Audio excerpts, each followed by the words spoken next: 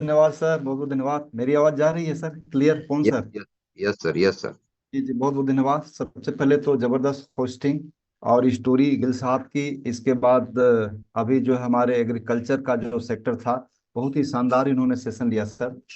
थोड़ी सी समय जो है कम है, तो इसको ध्यान में रखते हुए हम शॉर्ट परिचय देंगे। डिस्ट्रिक्ट मऊ उत्तर प्रदेश से सुरेश यादव, बाई प्रोफेशन मैं गवर्नमेंट सेक्टर से हूँ, प्रिंसिपल में विद्यालय का। इसके पहले मैं ग्राम विकास अधिकारी था और इस बिजनेस को मैंने स्पेशली किया था। मेरा देखिए एक टैग लाइन है, बाल्टी और पाइप लाइन। जिस तरह से पानी लाने का दो तरीका है, एक तरीका है कि बाल्टी से लाओ, दूसरा तरीका है पाइप लाइन से लाओ। बाल्टी का मतलब आपको जाना पड़ेगा।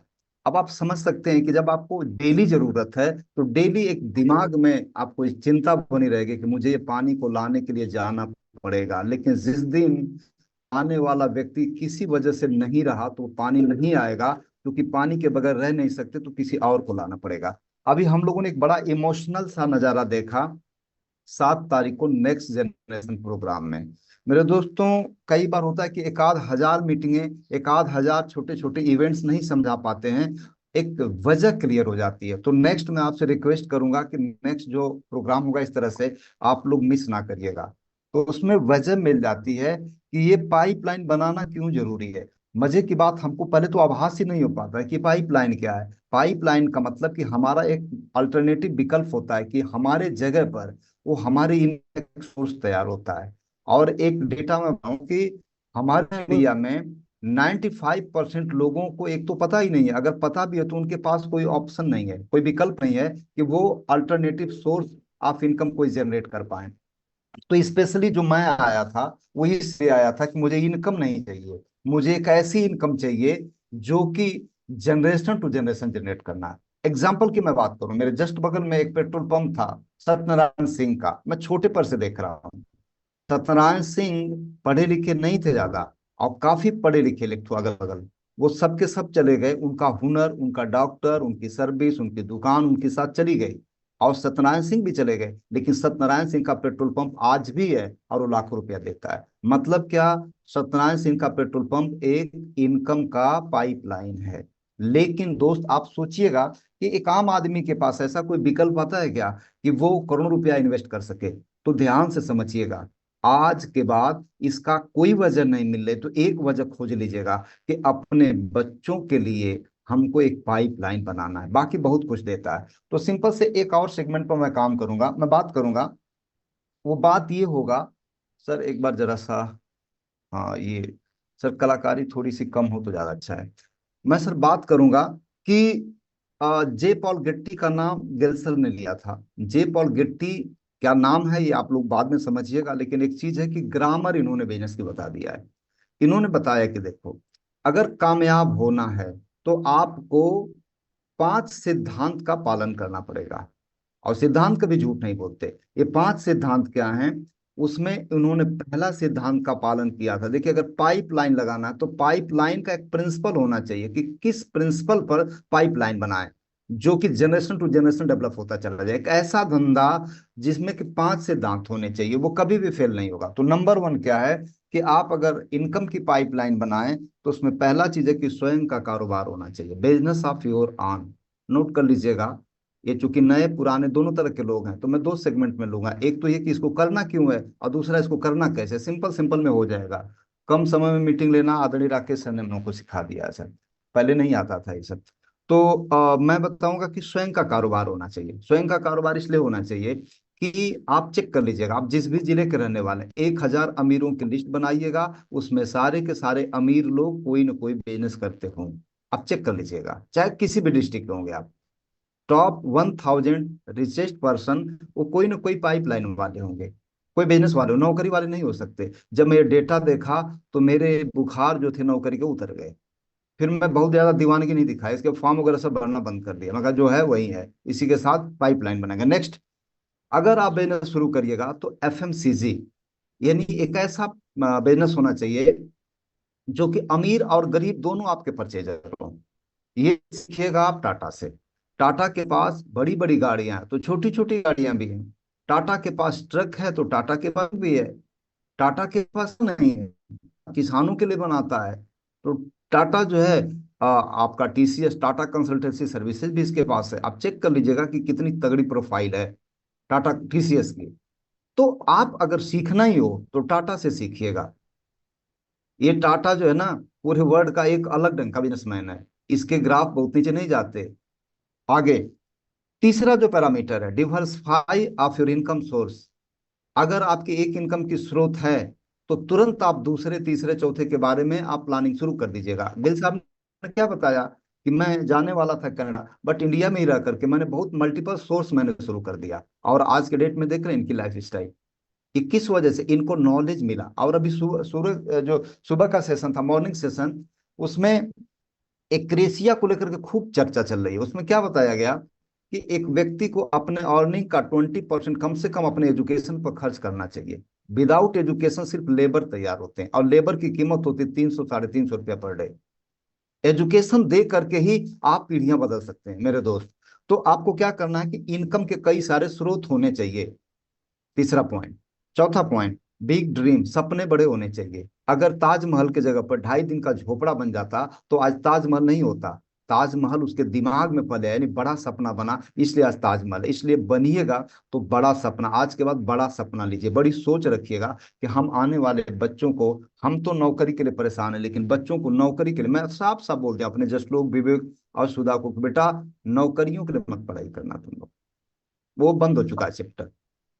ऑलरेडी मैंने सबकी ज्वाइनिंग लगा रखी है, और सारे लोगों के नीचे करोड़ों का बिजनेस आता है, सब लोगों को पता है कि पापा ने क्या किया है। तो एक बड़ा तगड़ा सा सपना, ये नौकरियों का फॉर्म जो है ना, हम यहाँ हैं, वो चेन्नई में जाकर के नौकरी कर रहा हूँ, 35,000 रुपया में लेकर के बस से जाता है ड्यूटी करने के लिए, गड़गड़ गड़गड़, सुबह से लेकर के शाम तक जाएगा, वो वहां परेशान, हम यहाँ परेशान। इसीलिए हम पैदा किए थे क्या बच्चों को।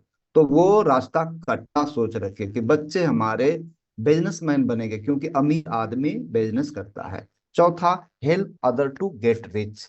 ये हमने पंजाब से सीखा है, क्या गजब का कल्चर, मैं फैन हूँ उस कल्चर का।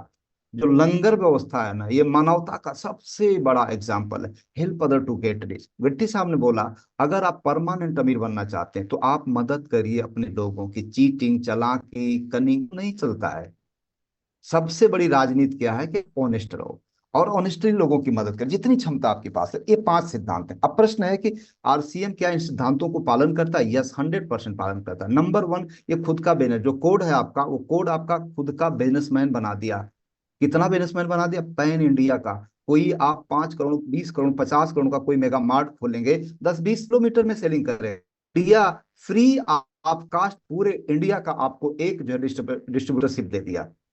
नंबर 1 चीज आपको मिला है। समस्या क्या है कि हम समझ ही नहीं पाते मेरे को मिला क्या है।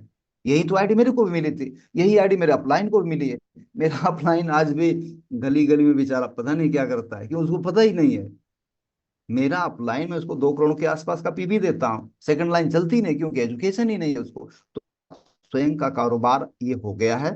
अगला चीज, एफएमसीजी का।